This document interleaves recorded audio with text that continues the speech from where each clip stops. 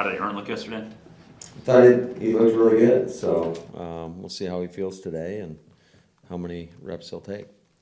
Do you have to see anything out of him this week to tailor your game plan, or maybe say that maybe he can do this or he can't do that, or is he full systems go? Yeah, I think if we had any reservation, that would be, I mean, if he can't protect himself, he won't be out there. Jack Sanborn playing at Wisconsin, he's replaced Roquan. He's got a bunch of tackles. What have you seen out of him? Yeah, no, he's a high effort, high energy guy that flies around, and I think he's got the potential to be a pretty darn good player. Does Romeo, is he trending toward playing, or is it still probably another week away? We'll see today, but he's looked solid in practice, and we'll see where he's at. Hey Matt, Mason's coming up on some milestones here the next few weeks, just in terms of his longevity and time in Green Bay. I'm just curious from your perspective, the last 4 years, having that position solidified, what's the value of that in the National Football League when you know you have a kicker of that caliber that's going to be available for you? Yeah, well, those are guys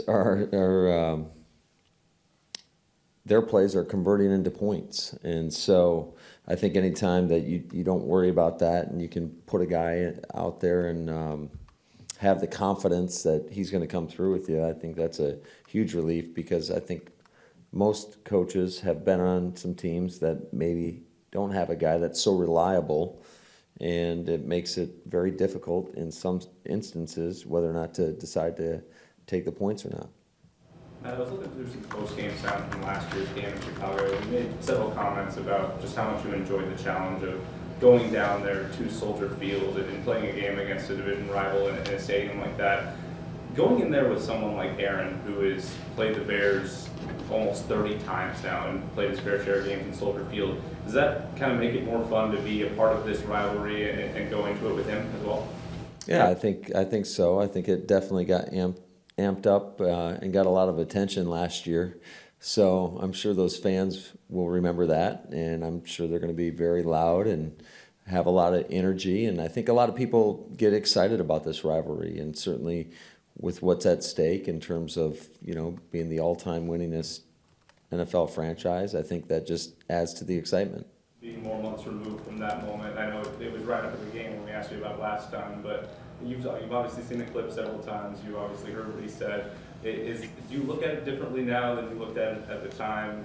What do you make of a moment like that obviously is going to be remembered for a long time in this rivalry?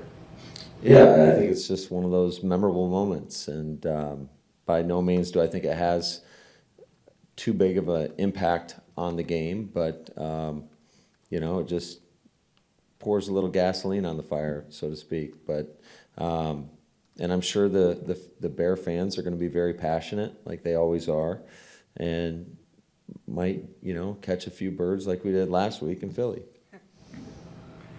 Matt, you had Justin Hollins playing on Sunday just after only being here for a couple of days. What have you seen now from him now that he's got almost a full week under his belt?